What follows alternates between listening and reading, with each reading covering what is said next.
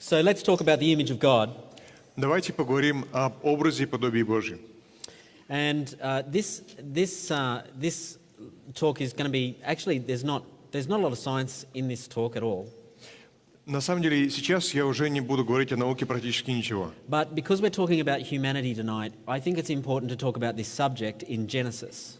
Но так как мы сегодня изучаем человечество, нужно посмотреть на то, что говорит Бытие об этом. So you know by now that I don't believe that we are created in the image of ape-like creatures.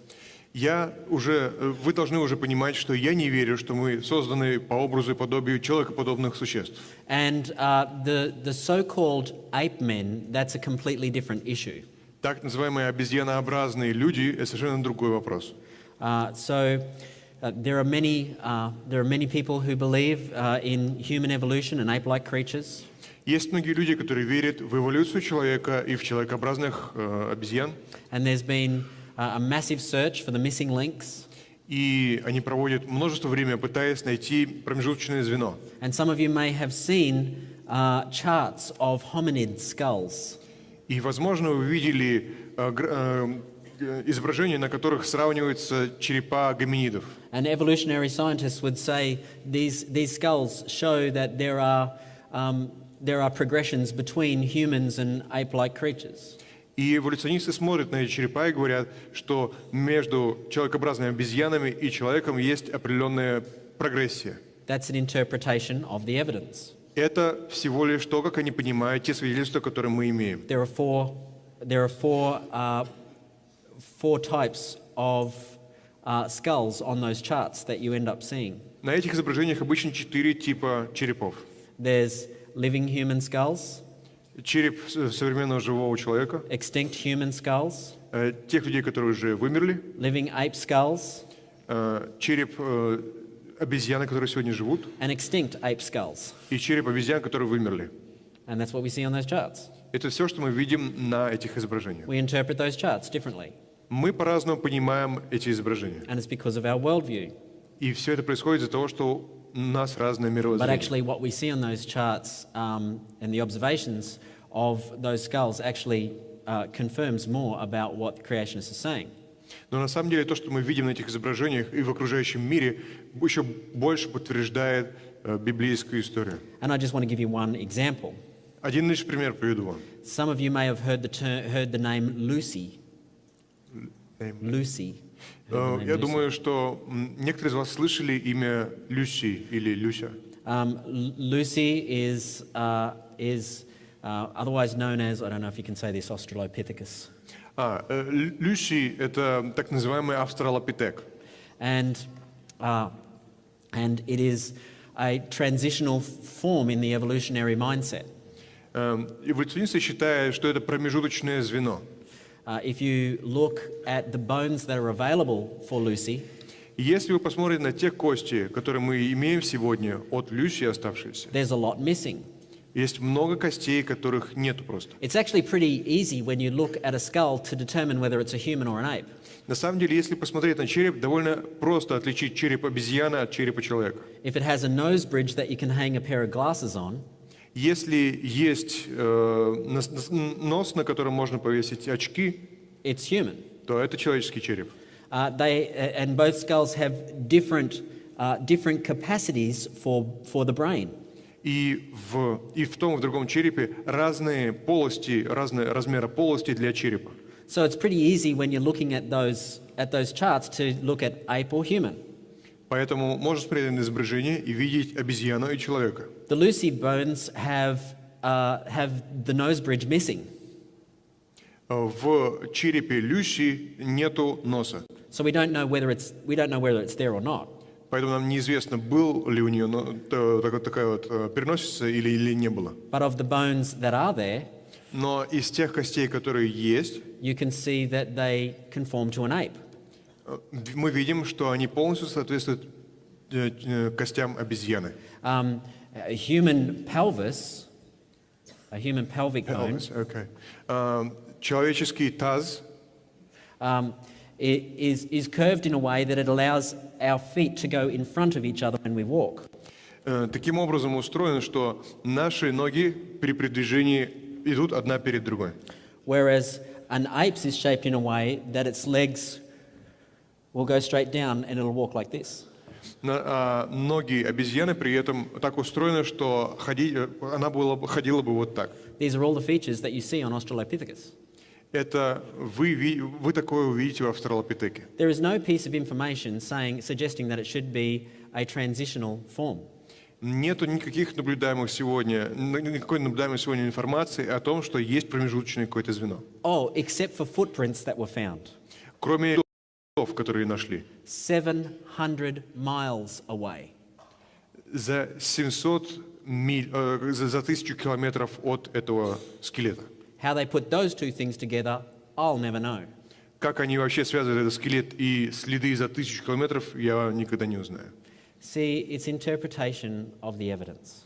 Проблема в том, как они смотрят на те свидетельства, которые мы имеем. You are not created in the image of an ape-like creature. You did not evolve in the image of an ape-like creature. Вы не появились в результате эволюции по образу и подобию человекообразной обезьяны. You are created in the image of God. Вы созданы по образу Божьему. You are not an animal. Вы не животные. You're a human being. Вы люди. And there's an incredible distinction. И есть очень большая разница. And there's an incredible value that is associated with that. И есть очень большая ценность, которая связана с этим фактом. Now, in the Bible, it also says that Adam had another son in his likeness and image. В Библии говорится, что по образу и подобию Адама был еще один сын. And he named him Seth. И он назвал его Сиф. And just like Adam had Seth in his likeness and image, Так же, как и у Адама был сын, похожий на него, Сиф, Stephen and Trisha Ham также и у Стивена и Триши Хэм had David and Sarah Ham in their likeness and image. есть Дэвид и Сара Хэм по образу и подобию Стивена и Триши. Put your hand up tonight. I know there's a lot of young people here. Put your hand up if you're a parent or a grandparent. Я знаю, сегодня здесь много молодежи. Поднимите руки, если вы родитель или у вас еще внуки есть даже. Oh, good. There's a good number of you. Есть люди сегодня такие. You will know what I mean when I say this. Вы поймете, что я имею в виду. But for those who aren't parents or grandparents yet, Те, у кого еще нет детей, maybe you know by the way that your parents or grandparents look at you. возможно, вы поймете, если вы посмотрите, как на вас смотрят ваши родители или дедушки, бабушки. But when I see that picture, Но когда я смотрю на эту картинку, there's a little twinkle in my eye. я радуюсь. There's something that says, wow, they're my likeness. У меня есть какое-то чувство такое, что ух ты, они похожи на меня. In Australia, we have a saying that goes like father, like son. В Австралии есть поговорка как отец, так и сын. Do you have that saying? Есть у вас такая поговорка? My son David, when he was at school as a young boy, Когда мой сын Дэвид был маленьким мальчиком и учился в школе, we were having interviews with his teacher about his progress. мы беседовали с его учителем о его прогрессе в учебе. We had finished the interview, Мы закончили нашу беседу, and I was sitting outside of the teacher's office. и я сидел снаружи около офиса учителя. And my wife and the teacher were friends, so they were in there continuing talking. И так как моя жена дружила с учительницей, они общались в кабинете. And then the teacher shared one more thing with my wife. И потом учительница сказала моей жене вот что. She said, I'm a little worried about David. Она сказала, я немного волнуюсь за Дэвида. And Trish said, why?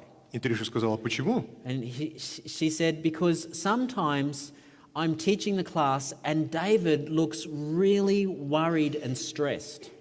И она говорит, иногда я преподаю урок, и Дэвид вдруг имеет такой вот взволнованный, напряженный вид. And Trish said, oh, you don't need to worry about that. И Триша говорит, вам не стоит переживать на эту тему. And the teacher wondered, why don't I need to worry about this? This is a problem. И ученица говорит, почему мне не стоит напрягаться в связи с этим?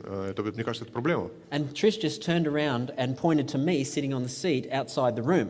Триша повернулась и показала пальцем на меня. And she said, that's his thinking face. И она сказала, так он выглядит, когда думает. And the teacher said, "Oh, I understand." И ученица сказала, понятно. Like father, like son. Как отец, так и сын. And as much joy as that gives me, Несмотря на то, что меня это очень радует, it is absolutely nothing in comparison to the fact that I am created in the image of my heavenly Father.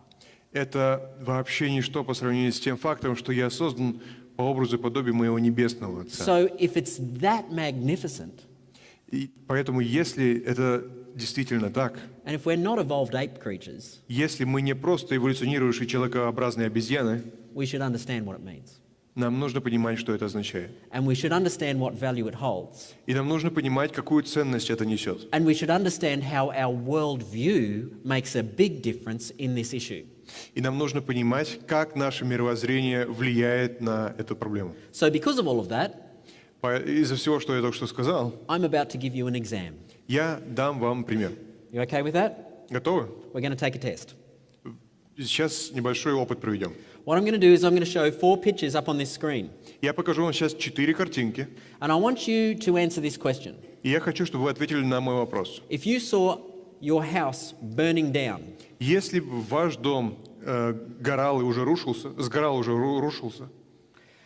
and you could only save one of these items, и вы могли спасти всего лишь одну вещь, which one would you save? какую из этих вещей вы бы спасли? Are you ready? Готовы?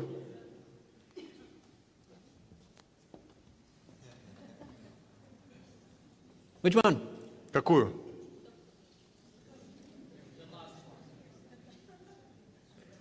The last one. Which is the last one? Какая последняя из них? The girl? You're saying the girl. Does everybody agree with the girl? Все согласны, что девушку Who нужно agrees with the спасать? girl? Кто согласен, что девушку спасать надо? Okay. Okay, that's a reasonable start. Это хороший ответ. I was hoping to see every single hand in the room.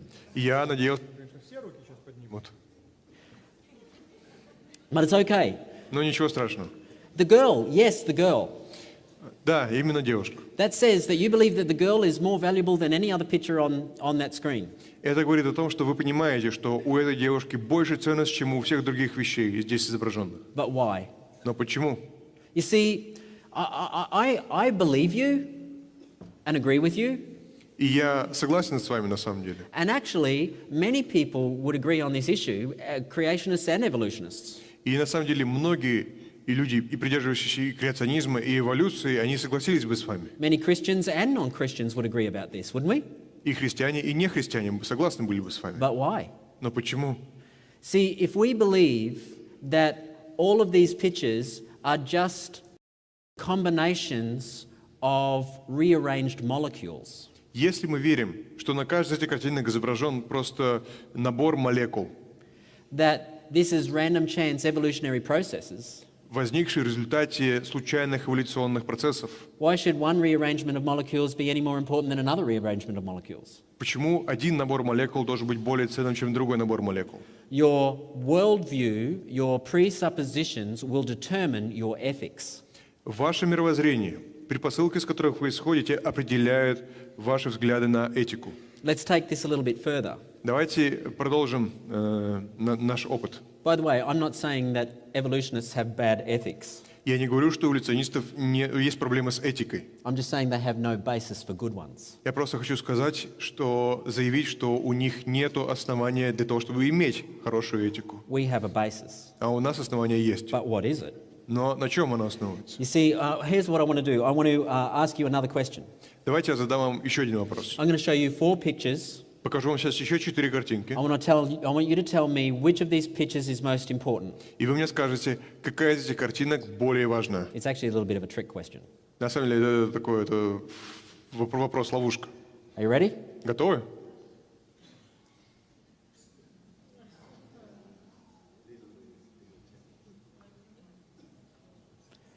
I'm hearing little childs, and I understand why you say that, but is anybody willing to agree with me that it's all of them? Я слышу, что кто-то из вас говорит, что ребенок, и, в принципе, я частично согласен, но, может быть, мы скажем, что все. Isn't it? Правда ведь? All of them. Все. Is there any less value in any person here? На какой-то из этих картинок менее важный человек изображен? No. Нет. They're all valuable human beings. Они все важны и ценны, потому что они все люди. See, what you say, if you say that and agree with me, Если вы так скажете, that means you don't value humanity on the basis of gender.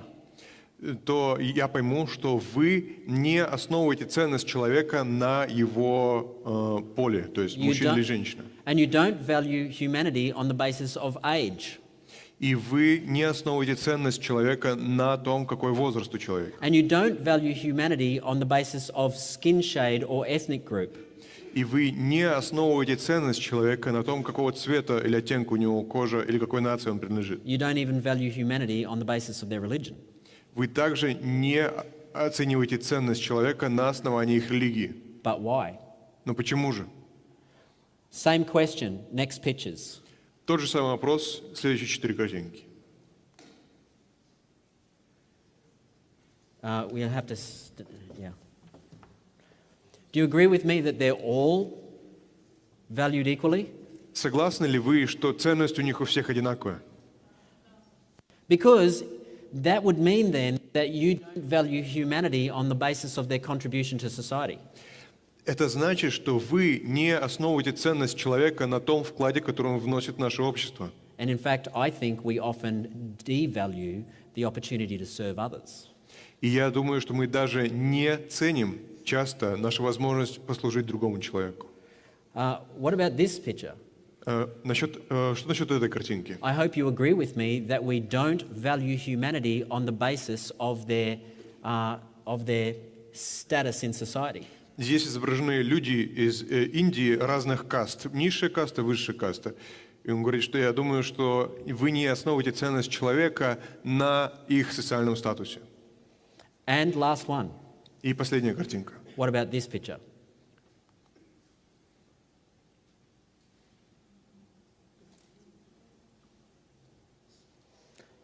Aren't they all equally valued? Разве ценность здесь не одна и та же? I don't value humanity on the basis of its development in the womb. Я не основываю ценность человека на том, насколько он развит в утробе матери. From fertilization, every human is growing from a child to an adult. С момента оплодотворения все мы растем и становимся взрослыми людьми в итоге. From fertilization, every human is created in the image of God. С момента оплодотворения яйцеклетки мы являемся людьми, созданными по образу и подобию Божьему. Your worldview and presupposition determines your ethics. Ваше мировоззрение и допущение, которое вы делаете, определяет вашу этику. But we are living in a world Но мы живем в мире, where the history that associates with geology, biology, astronomy, anthropology and archaeology в котором история, связанная с науками геологии, биологии, астрономии, антропологии и археологии, is completely opposite to the history that we have in the Word of God.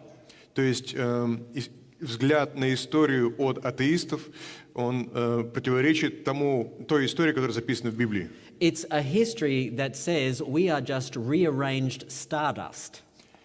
Согласно этому взгляду, мы всего лишь собрание молекул, That starts with the Big Bang, которое появилось в результате Большого взрыва, gets to a Earth with a hot molten blob, в результате которого появилась Земля, большой горячий шар, evolves eventually from a single-celled organism into ape-like creatures and humanity.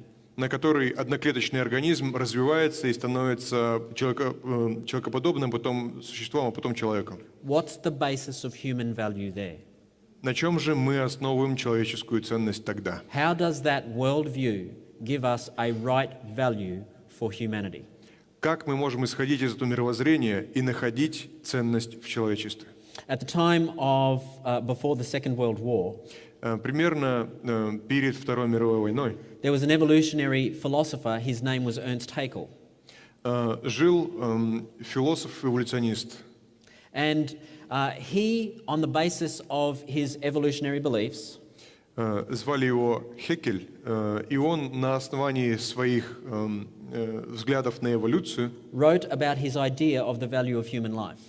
писал как он видит ценность человеческой жизни. And this is what he wrote. Вот что он написал. Ценность человеческой жизни предстает перед нами сегодня, будучи прочно основанной на теории эволюции, в совершенно ином свете, чем это было 50 лет назад. And then, to his father, who was a Christian, he wrote this letter. И потом он пишет своему отцу, который был христианином, письмо. В письме он пишет: «Дорогой отец, по существу я разделяю твои взгляды на жизнь, за исключением того, что я много меньше ценю человеческую жизнь и самих людей, чем ты. Человек с его личным существованием представляется мне лишь временным звеном большой цепи, быстро исчезающим паром. Личностное существование человека кажется мне настолько ничтожным, мелочным и бесполезным, что я считаю его предназначенным исключительно для истребления». Darwin's ideas from the descent of man influenced Ernst Haeckel's philosophies to bring him to this conclusion. И на этого ученого Геккеля повлияли идеи Дарвина в его книгах. Those very quotes that we used in the last session. То есть те цитаты, которые мы рассматривали в предыдущей нашей сессии.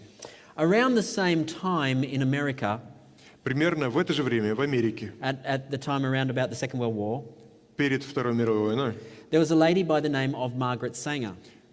жила женщина, которую звали Маргарет Сендер. She was a devoted evolutionist. Она эволюционист до мозга костей. And on the basis of her evolutionary philosophy, И на основании ее философии, построенной на эволюционизме, she started an organization called Planned Parenthood. она основала организацию Planned Parenthood. And she was the founder of that organization that commits the most abortions in America or maybe even the world today. И это стало организацией, которая производит наибольшее количество абортов в Америке и, возможно, во всем мире. And she was a champion for the eugenics movement. И она являлась одним из самых видных представителей борцов за евгенику. And this is a quote from Margaret Sanger. Это цитата из ее работ. «Системная благотворительность сама по себе является симптомом злокачественной социальной болезни. Наша цивилизация взращивала, продолжает взращивать и поддерживает постоянный рост количества неполноценных людей, правонарушителей и иждивенцев». Get rid of all charity. Get rid of all charity. Нужно избавиться от любой благотворительности. Breed them out of existence. Нужно, чтобы эти люди больше не существовали. We don't want any people that we need to serve here. Нам не нужен ни один человек, за которым нужен уход. Now, like I said, and I want to emphasize, I do not believe all evolutionists have this same horrible statements about human value. И я уже так сказал, я хочу еще раз повторить, я не считаю, что все эволюционисты могут придерживаться этого ужасного взгляда. But it is consistent with evolutionary dogma. Но этот взгляд естественным образом произрастает из теории эволюции. And we should understand И нам важно понимать, that they are basing their values of human life on a bankrupt philosophy. что эволюционисты основывают свои представления о ценности человека на философии абсолютно пустой. A philosophy about random chance processes. Философии идеи о том, что Вселенная существует в результате случайных процессов, Of molecules to ape-like creatures, что молекулы превращаются в человекоподобных существ, eventually resulting in human beings. и в итоге становятся эти существа людьми. And they have pictures to prove it. Есть даже картинки, которые подтверждают этот взгляд. And many of you have seen in the scientific textbooks these drawings, right? И многие из вас Of human из evolution. учебников помнят такие картинки, правильно? They are drawings. Это просто рисунки. They are not photos. Это не фотографии. It is art. Это просто выдуманное кем-то изображение. It's a drawing of somebody's worldview. Это кто-то нарисовал свое мировоззрение. Do you remember what we said in the last session Помните, о чем мы говорили в предыдущей сессии? about the observation of an increase in information? There is none. О том, можем ли наблюдать сегодня увеличение количества генетической информации. Мы не наблюдаем этого. This is how bankrupt the evolutionary philosophy is. И это на самом деле здесь видна пустота фундаментом, на котором стоят эволюционисты. One of the basic scientific rules: Одно из главных правил науки. we never get life from non-life. Мы не можем получить жизнь из неживого. I know there have people who have tried to prove abiogenesis. Я знаю, что есть люди, которые пытаются доказать, что существует абиогенез, But they never have. но никогда он не был доказан. Results have come way short showing that it's ever possible to create life from non-life.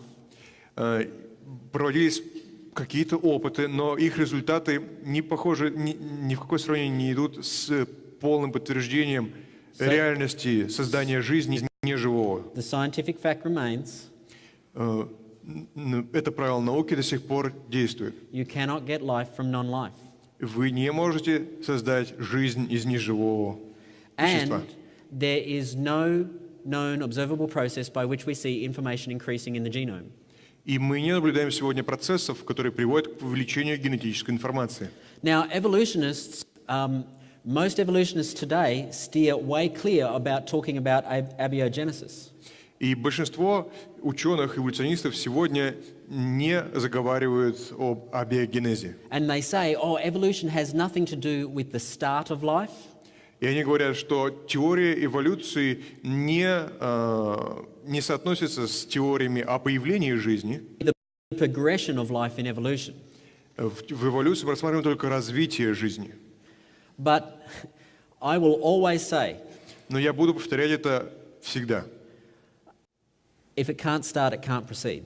Если что-то не началось, то и продолжать оно не может. And if it doesn't have any mechanism to keep proceeding, и если нету определенного механизма, с помощью которого оно продолжается, it can't be true. то его просто не существует. Bankrupt. Пустая абсолютно идеология.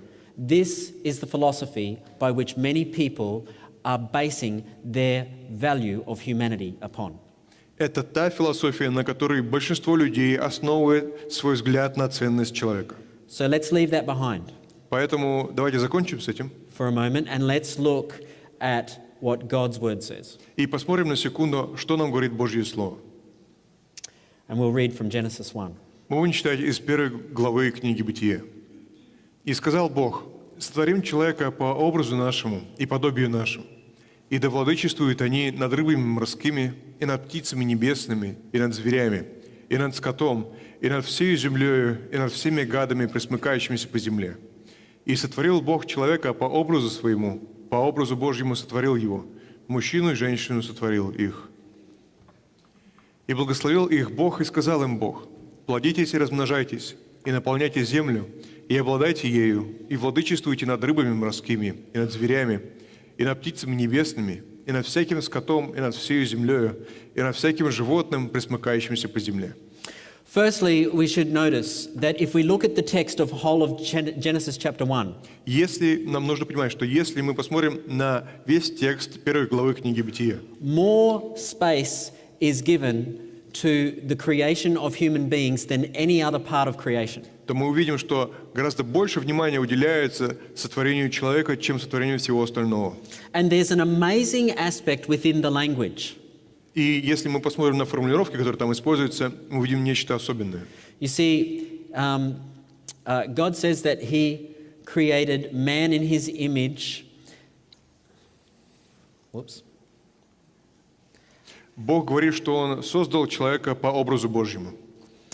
Male and female, He created them. Мужчину и женщину создал их. So the Hebrew word for man in Genesis is the word Adam.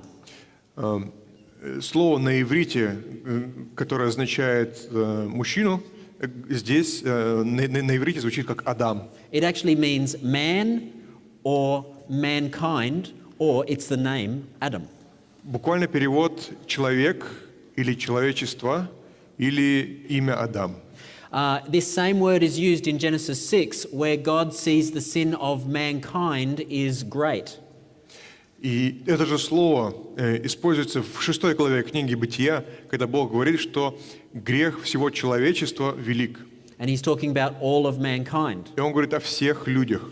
Now, I say this because there's a differentiation here.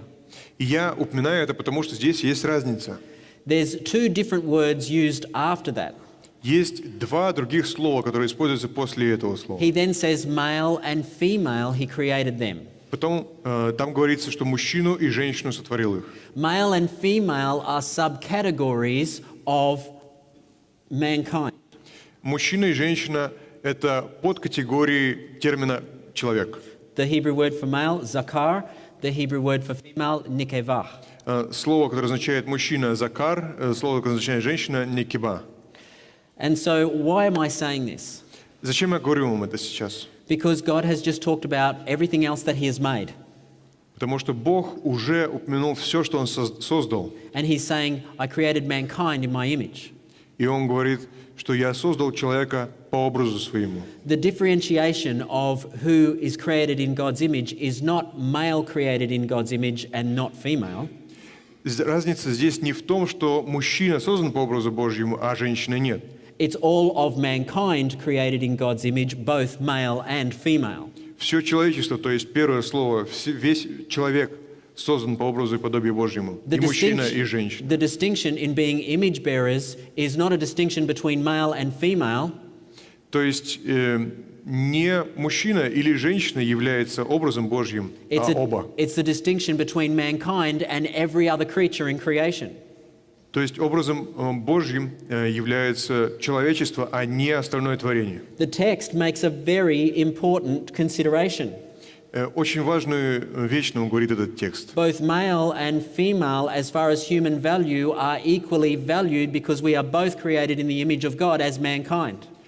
И мужчины, и женщины имеют одну и ту же ценность, потому что мы, как человечество, созданы по образу Божьему. That doesn't mean that we don't have different roles.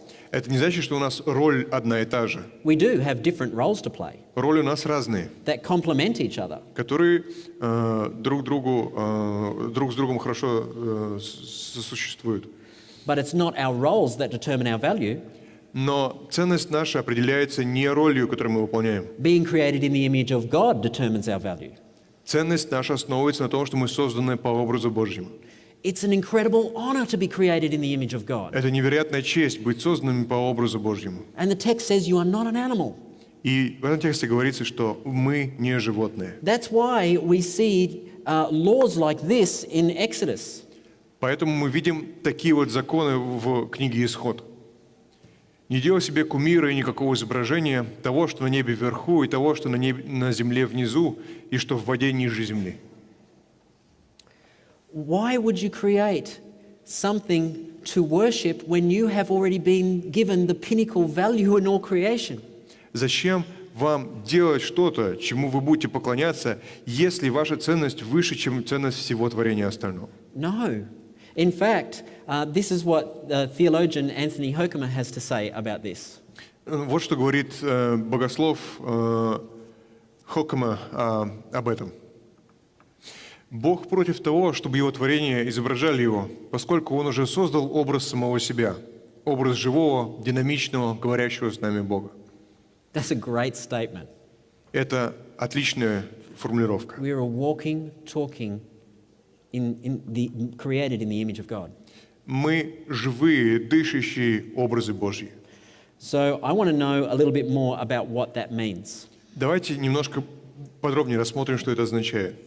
Actually, I believe in the text we get a lot of understanding about what it means to be created in the image of God. На самом деле, я считаю, что в этом тексте говорится много о том, что такое быть созданным по образу Божьему.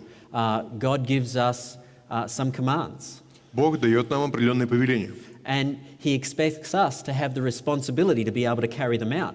И Он ожидает, что на нас лежит ответственность на их исполнение. He says, be fruitful and multiply, spread across the earth. Он говорит, плодитесь, размножайтесь и распространяйтесь на всю землю. Human beings have a responsibility.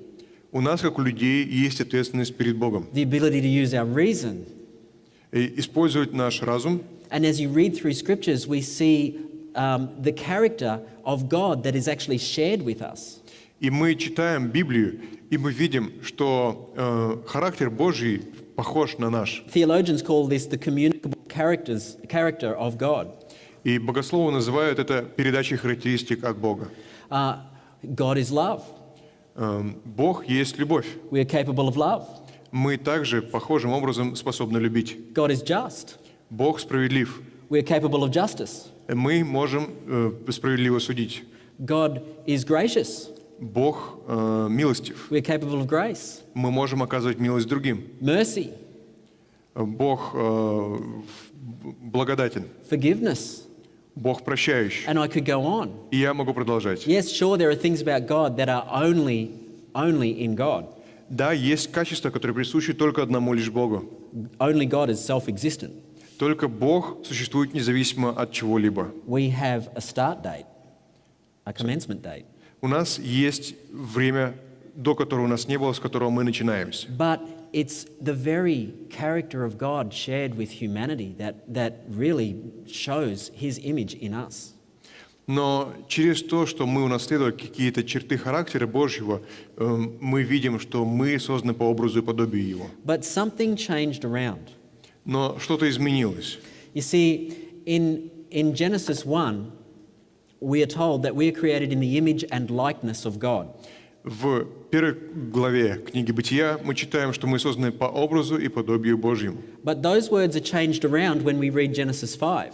Но когда мы читаем пятую главу книги Бытия, эти слова меняются местами. In Genesis 5, Seth was in the likeness and image of his father Adam.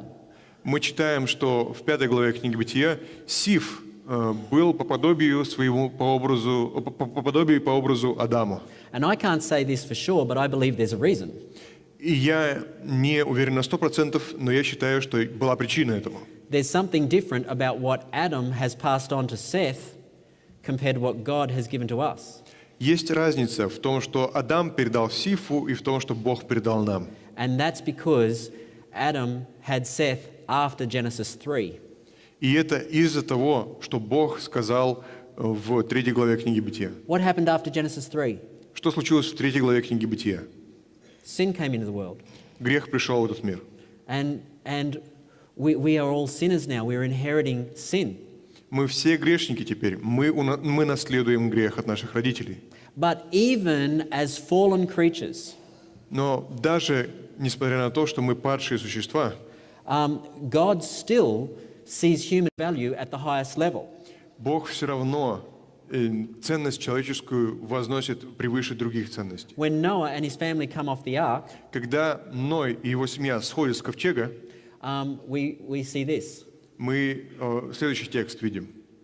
«Я взыщу и вашу кровь, в которой жизнь ваша, взыщу и от всякого зверя, взыщу также душу человека от руки человека, от руки брата его.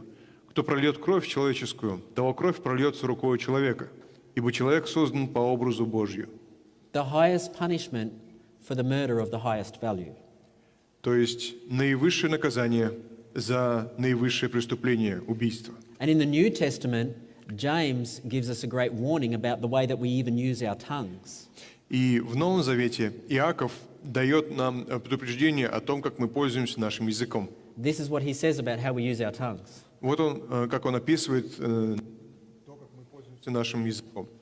«Им благословляем Бога и Отца, и им проклинаем человеков, сотворенных по подобию Божьему». What does that mean? Что же это означает? We should even be careful about the way that we talk about other human beings. Нам нужно даже следить за тем, как мы говорим о других людях. Are so highly valued. Настолько высока их ценность. You know, I have a lot of people that hate me. Знаете, у меня есть много людей, которых я мог бы ненавидеть. Hey, you go around speaking about evolution and naturalism like this, you get some enemies. Если вы будете ходить по этому миру и так превозносить эволюционизм, и что появятся враги. But every single person who hates me is created in the image of God. I want to love them. И есть люди, которые меня ненавидят, но...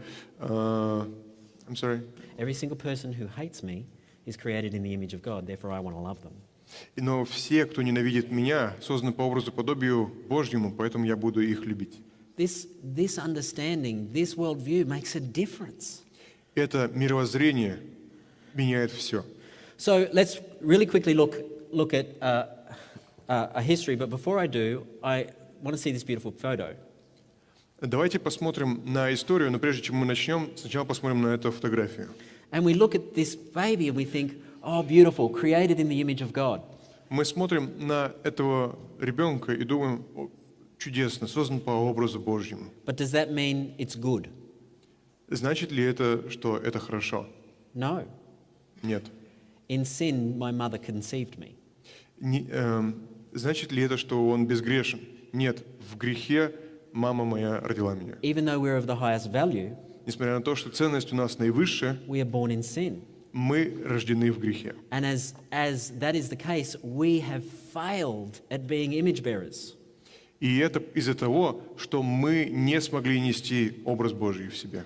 Adam was the first failure, Адам первым не смог. created in the image of God, Он был создан по образу Божьему. told to be fruitful, multiply, have dominion, Ему дано повеление плодиться, размножаться и владычествовать, to work and keep the garden, возделывать и хранить сад, and to obey God's law, not to eat the forbidden fruit.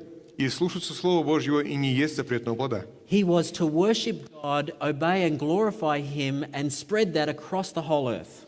Он должен был радоваться Богу, слушаться Его, поклоняться Ему и распространить то же самое на всю землю. And Adam and Eve lived without shame in the garden.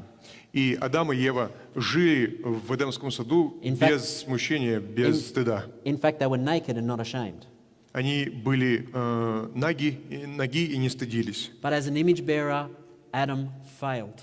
Но в качестве носителя образа Божьего He rebelled against God. Адам потерпел поражение, потому что он возбунтовался против Бога. And immediately we see him and Eve in shame. И мы сразу видим, что он и Ева устыдились. Adam, Адам, as an image bearer, как носитель образа Божьего, failed. потерпел поражение. Noah, Ной, he came along, God had destroyed the world. Бог на этот момент уже уничтожил весь мир. And there's a new beginning. И начинается новая эра. And Noah was to be God's image bearer as they were to spread out across the world. И Ной и его семья должны стать новыми носителями Божьего образа в себе и распространяться на весь мир. God gives Noah the same commands. Бог дает Ною те же самые повеления. Be fruitful and multiply. Плодитесь и размножайтесь. He gives them dominion over the earth. Дает им владычество над всей землей. And the very first sign we see is Noah in the shame of his nakedness because of sin. И первое, что мы видим после этого, Ной стыдится из-за того, что он наг. Noah, who was given the law, God's word, to spread across the land, Ной, которым был закон Божий, который он должен распространять на всю землю, was part of a people who all stayed in one group. был также частью людей, которые в одной группе принадлежали. And built a great monument to human pride. Был частью тех людей, которые построили эту башню, прославляя гордость человеческую, And rebelled against God. и взбунтовались против Бога. Noah, as an image bearer, Ной, как носитель образа Божьего, failed. также потерпел поражение. And I could talk about Israel, Я могу также поговорить и про Израиль, who were called the Son of God, который был назван Сыном Божьим, just like Adam was called the Son of God. как и Адама называли Сыном Божьим. And immediately after they've escaped from Egypt, И буквально сразу после того, как Бог вывел их из Египта, instead of spreading the image of God in a right way across the world, вместо того, чтобы распространять образ Божий правильным образом через весь мир, they're found worshipping a created image in the wilderness. они в пустыне начали поклоняться творению. Israel, Израиль as image bearers, в качестве носителя образа Божьего failed. также потерпел поражение. No, Нет, I don't want to go there. я не хочу это говорить. You know, in America, Знаете, в Америке, let me tell you about one thing that I really can't stand about America. я скажу вам одну вещь, которую я терпеть не могу в Америке. Parents all over America keep telling their kids what winners they are. Родители всех американских детей постоянно говорят своим детям, что они должны быть победителями в жизни. Never prepared to say that we might ever be failures. И никогда не готов говорить своим детям, что мы можем потерпеть поражение. In America, everyone wins a prize. В Америке каждый участник конкурса должен получить свой приз. I hate that. Я терпеть не могу это. That doesn't teach our kids anything true. Это не учит наших детей истине. My kids, Мои дети, who were born in my likeness and image, которые были рождены по моему образу и подобию, took on my character of sin, переняли от меня грех and as image bearers, и в качестве носителей образа Божьего failures. потерпели поражение. And if I don't tell them that, И если я не буду им это говорить, how will they know their need for a Savior? тогда, как они поймут, что им нуждается Спаситель? Они нуждаются во Спасителе. But there is a solution. Но есть решение проблемы. There has been one who has succeeded. Есть один человек, который победил, который есть образ Бога невидимого, рожденный прежде всякой твари, Jesus Christ Иисус Христос. came as a human, Пришел на эту землю, став человеком, the image of God, носителем образа Божьего. never sinned. Ни разу не согрешил. When Adam was created perfect in the Garden of Eden and was tempted, Когда Адам, будучи створенным совершенным в Эдемском саду, был искушен, he failed. он потерпел поражение. When this Son of God Когда этот Сын Божий came into an imperfect world пришел в уже падший мир, and was tempted in the wilderness, и его дьявол искушал в пустыне, he succeeded. он победил. «Сей, будучи сияние славы, и образ ипостаси его, и держа все словом силы своей. И Слово стало плотью, и обитало с нами, полной благодати и истины, и мы видели славу его, славу как единородного от Отца». And then he went to the cross И он взошел на крест and he took on human sin, и взял на себя грех людей. naked, taking on our shame in our place. Он взял на себя стыд за нашу наготу вместо нас. What does that mean for us? Что же это означает для нас? Well, if we have faith in Jesus Christ, Если мы верим в Иисуса Христа, his righteousness covers Вот. our sin. Его праведность покрывает наш грех. There's been a great exchange. Произведен обмен. He took on our sin Он взял на себя наш грех and gave us his righteousness. и дал нам свою праведность. And those in Jesus Christ И те, кто сегодня в Иисусе Христе, are being transformed into his image. преображаются в образ Иисуса Христа. Isn't that amazing? Разве это не удивительно? What is the image of God? Что такое образ и подобие Божье? It is the very wonderful character of God that is within humanity. Это тот чудесный, невероятный характер Божий, который проявляется через людей, A character that we rejected for our own kingship, от которого мы отказались, предпочев стать царями самим. and the character that is exemplified in Jesus Christ, И это тот характер, который идеально проявляется в Иисусе Христе. that again can be ours if we come to faith in him. И мы можем обрести это, если поверим в Него. And that's real hope. И здесь наша надежда. We need to start looking at people differently. Нам нужно начать смотреть на людей иначе. They're not animals. They're not animals. Они не животные, They're our relatives. они наши родственники. They're created in the image of God. Они созданы по образу Божьему. There is only one race. Есть всего одна раса. We are of the highest value Мы имеем наивысшую ценность. and totally lost И мы полностью падшие люди, without Jesus Christ. если бы не Иисус Христос. Let me say it again. Еще раз повторю. Every time you look at these valuable human beings all around you in Moscow, Каждый раз, когда вы будете смотреть на других людей в этой Москве, ценных людей, go out and save your relatives. идите и спасайте своих родственников. Thanks. Благодарю вас.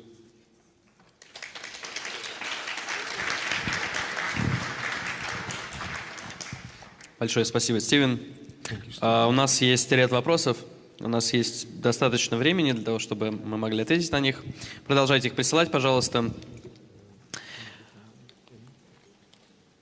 Вопрос, возможно, не совсем по теме семинара. Есть точка зрения, что библейский рассказ о сотворении мира – это образ или поэтический гимн творению, который в точности не передает то, как именно проходило творение. Собственно, в этом не было задачи автора.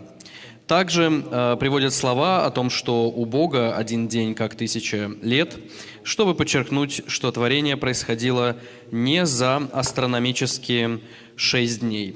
Считаете ли вы это допустимым, или же это ересь? Is that really true, or is it heresy? Okay, so there are two questions there. Я услышал сейчас два вопроса. Let me answer the first one. Отвечу на первый.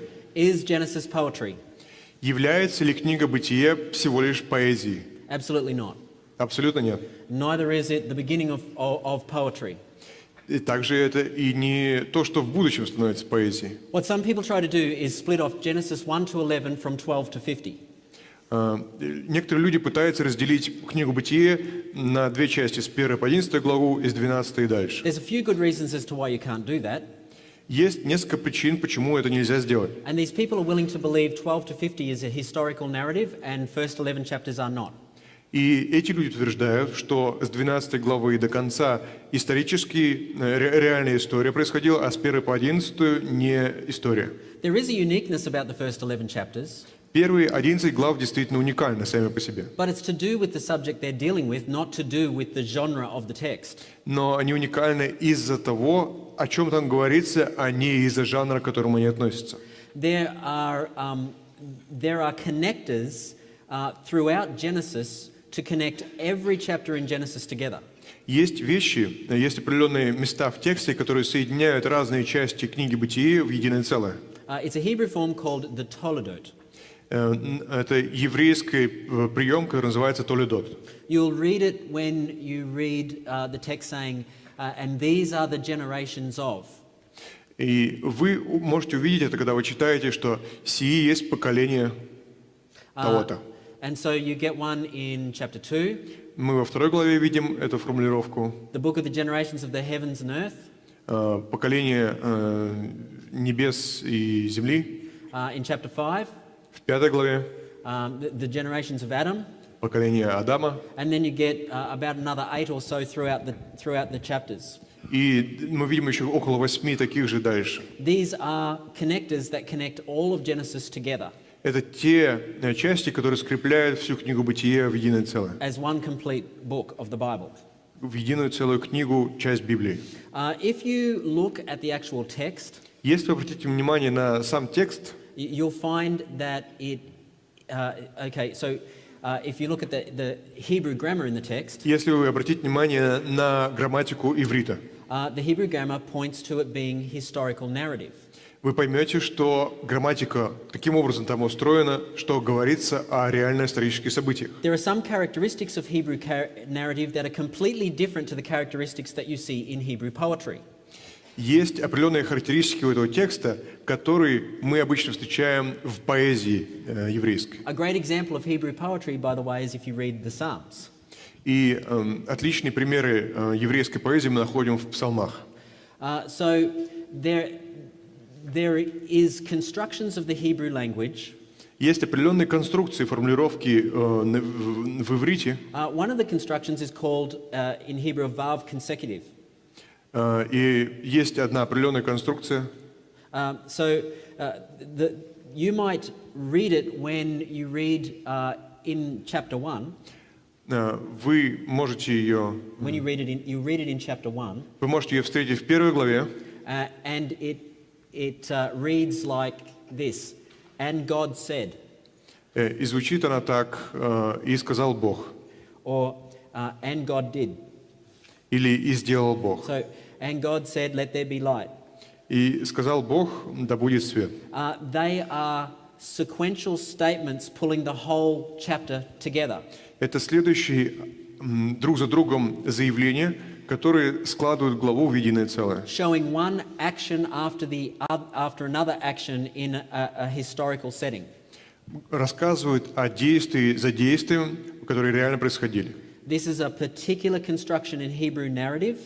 Это определенная текстовая конструкция в иврите, that you don't find in Hebrew poetry. которую нельзя встретить в поэзии Now, еврейской. we could talk about more of those sorts of things. Можем говорить и о других подобных вещах. Statistical analysis has been done on Hebrew narrative versus ancient Near Eastern poetry. Мы проводили анализы и сравнивали еврейскую поэзию с поэзией других народов Ближнего Востока, Древнего Ближнего Востока, and poetic genres. и других поэтических жанров. It was done by Dr. Stephen Boyd at Master's Seminary. Этот анализ проводил доктор Стивен Бойд из Master's Seminary. And there is almost no equivalence between Hebrew narrative and poetry in the statistical analysis. И в результате этого исследования между вот этим вот текстом и еврейской поэзией нету соответствия. So Genesis is most definitely Hebrew narrative. Поэтому действительно в книге Бытия идет повествование на иврите. As history. И это повествование посвящено реальной истории. The second question Другой вопрос. is 1,000 years is as of a day, or days as of 1,000 years. Для Бога один день как 1000 лет как один день. This is something that's found in the letter of 2 Peter.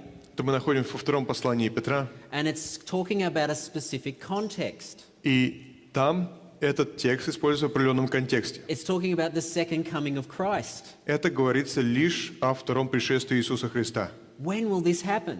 Когда это произойдет? Because people were worried about whether they had missed or what had happened with the second coming of Jesus. Потому что Петр писал к людям, которые волновались о том, что, может быть, они пропустили, или когда, возможно, придет во второй, вернется Иисус. And Peter was telling God will come in his own timing. И Петр отвечал им, что Бог придет в свое время. Because the verse says, to God a day is of 1,000 years and 1,000 years is of a day. Потому что в тексте говорится, что для Бога один день как 1000 лет, и 1000 лет как один день. So God who is timeless will come in his own time. Поэтому Бог, который живет вне времени, придет в свое время. That has nothing to do with the days of creation. Это никак не связано с днями, в которые Он сотворил мир. Спасибо.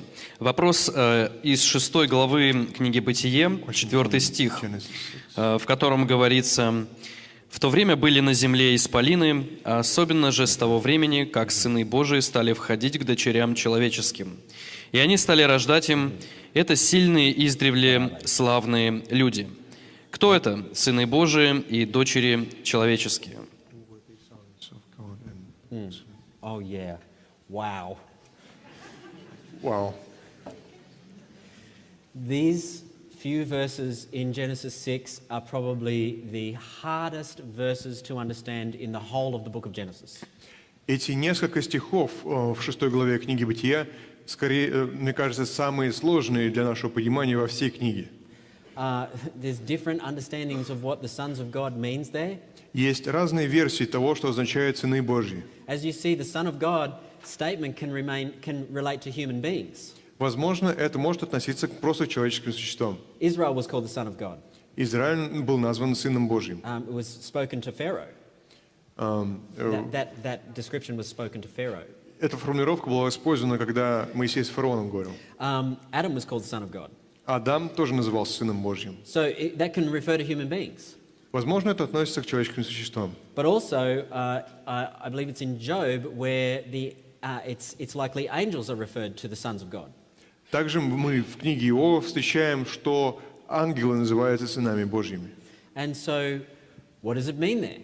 Тогда что же эти стихи означают? Some people believed that when it calls the sons of God and the daughters of men, Некоторые люди считают, что когда говорится о сынах Божьих и дочерях человеческих, that somehow angels procreated with human women. каким-то образом ангелы совокуплялись с женщинами человеческими. Or possessed human men and procreated with women. Или каким-то образом вселялись в мужчин человеческих и совокуплялись с женщинами. Or something like that. Или что-то вроде того. That fallen angels. Ну, падший ангел имеется в виду. And created a large people. И в результате получаются это исполины. By the way, the word Nephilim, На самом деле слово «нефилим» the basic meaning for it is giant. буквальный перевод — это гигант. But some Hebrew lexicons believe it can mean physical stature, or it can mean somebody is having a stature in their renown. Но некоторые ученые считают, что, возможно, это может означать человек просто большого роста или человек хорошо известный. Like we hear of people being giants in their field. Допустим, мы, бывает, говорим, что он просто гигант в определенной сфере или в определенной науке. So how you determine those words is difficult. Поэтому, как мы понимаем, сложно понимать вот эти вот значения этих слов. Another interpretation, these are the two main interpretations I'm giving you. Я сейчас вам дал два основных взгляда. Another interpretation is that the sons of God Еще один взгляд гласит, что сыны Божьи were likely from godly men from the line of Seth. Были, скорее всего, чтящие и боящиеся Бога мужчины, потомки Сифа, Who were committing sin by intermarrying with evil non-believing women.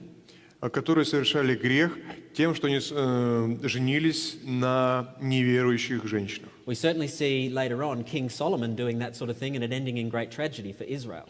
Мы, к примеру, видим то же самое в истории царя Соломона, и в результате приводит к большой трагедии в истории Израиля. So which one is it? Поэтому какое из этих объяснений более правдоподобное? I think it's one of them. Я думаю, одно из этих.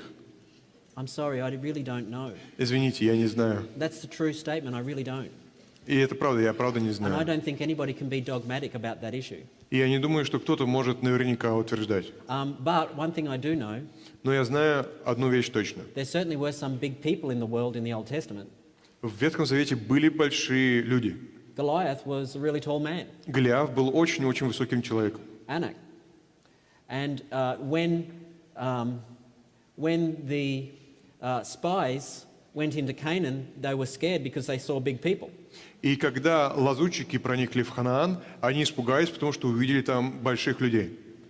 And today, every now and again, you get some really tall people.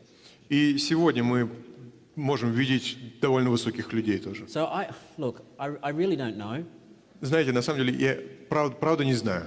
but I can say this, that what you believe about those particular verses in that text Но знаете это, какое бы вы мнение у вас не придерживались о этих стихах, will not have any interpretive problems about what you believe about the rest of Genesis. у вас не должно быть никаких проблем со всей остальной книгой Бытия. Let's all find out in heaven. И в раю мы будем знать точно. Спасибо. У нас, к сожалению, не остается времени. Есть последний вопрос, но он, пожалуй, один из самых фундаментальных. Я его скомпилировал из нескольких других. Стивен, мы говорим о том, что Библия открывает нам историю прошлого. И мы можем изучать науку и смотреть, насколько она действительно совпадает с библейским учением.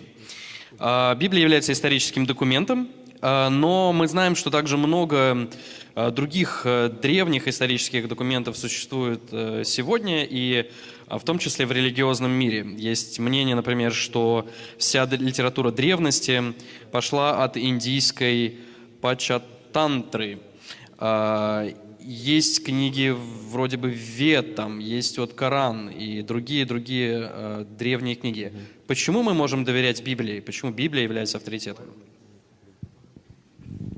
Yeah, I think that is a wonderful question.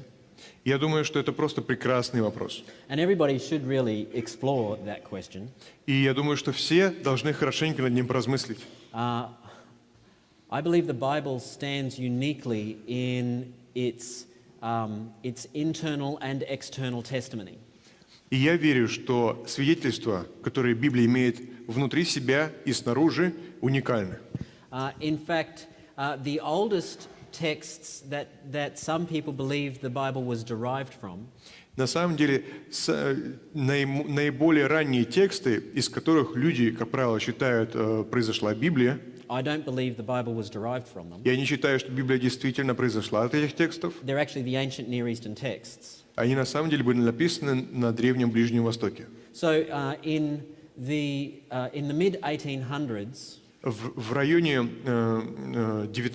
середины 19 века the libraries of Nineveh and Nippur were dug up in the Iraq-Iran area. в районе Ирака и Ирана были обнаружены сохранившиеся библиотеки Ниневии и другого города. Ashurbanipal's library.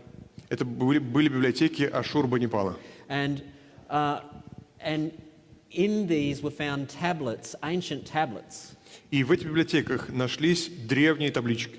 And the reason that the archaeological world went crazy И весь археологический мир просто на уши встал. is they found that these tablets had stories that were in the Bible.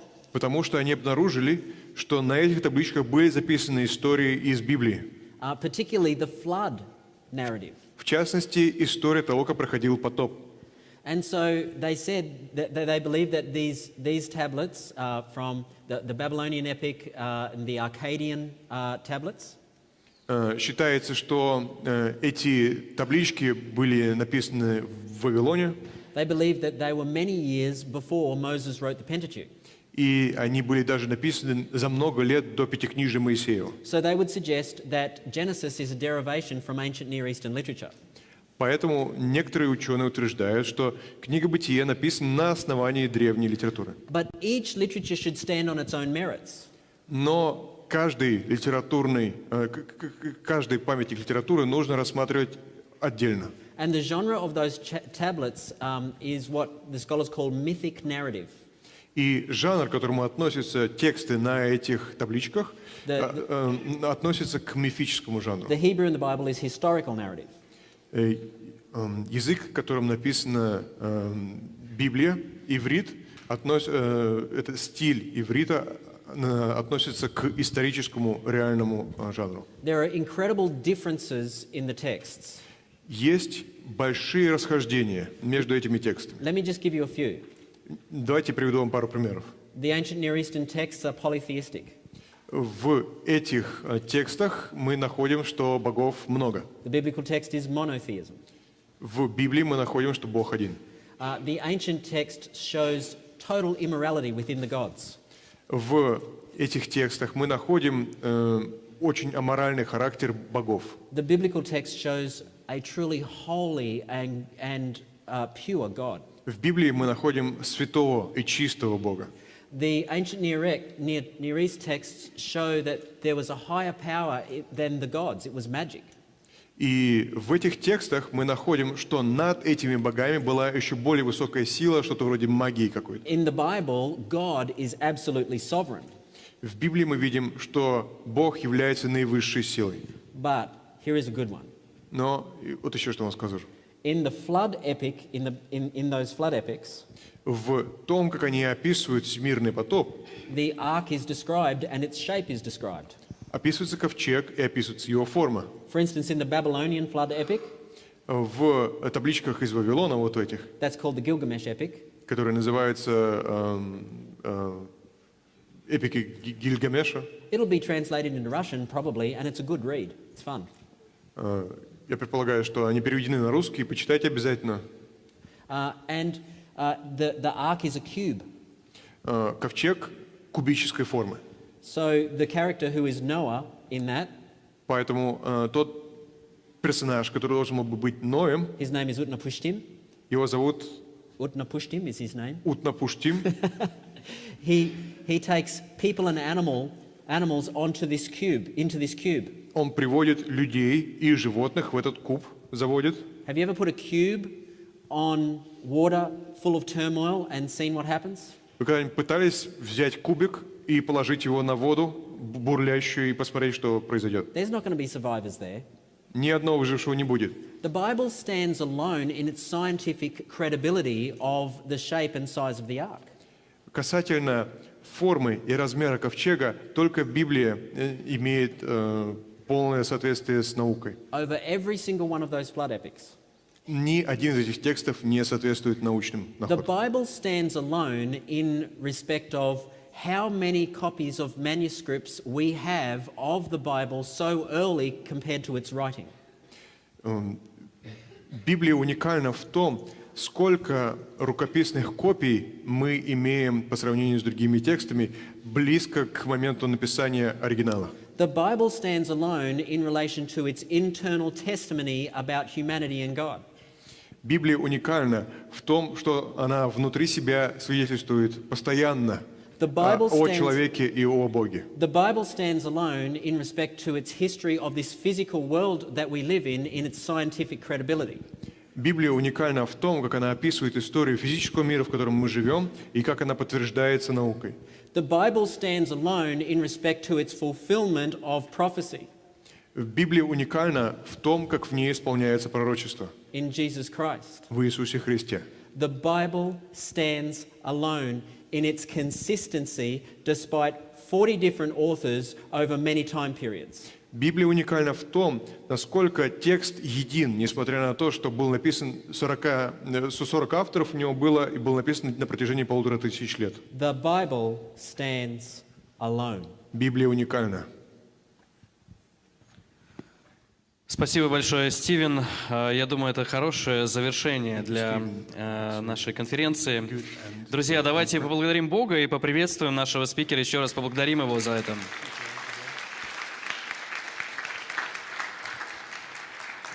Спасибо нашему переводчику Владимиру. Не просто было, наверное, с некоторыми терминами. На этом конференция «Разумная вера» закончилась. Друзья, мы будем держать вас в курсе о новых событиях, связанными с научными или, так скажем, научно-популярными конференциями, связанными с креационизмом. Пожалуйста, смотрите на наши страницы в соцсетях Русской Библейской Церкви. Обязательно посетите сайт Answers in Genesis. Судя по количеству курток в зале, я смотрю, что вы немножко замерзли. Да, здесь немножко холодно. И сейчас вас должны согреть две вещи. Во-первых, если у вас остались вопросы, обязательно обсудите их с теми, с кем вы пришли, или с кем-то, кто будет здесь. Стивен? Да, я извиняюсь. Just before we finish. Прежде чем мы закончим, Thank you. я благодарю вас. Wherever I go all around the world, Где бы я ни был во время своих путешествий по миру, it's easy for me to get up and stand here, мне очень легко выйти на сцену, but you stay here as God's witness. но вы остались здесь как свидетели Божьи, остаетесь здесь, когда я уеду. And I can't tell you how it warms my heart to see my brothers and sisters in Moscow. И я не могу передать, как сердце мое радуется, когда вижу братьев и сестер своих в Москве. In the name of Jesus Christ, I want to say, Во имя Иисуса Христа я хочу сказать вам, I love you. я люблю вас. Thank you. Спасибо.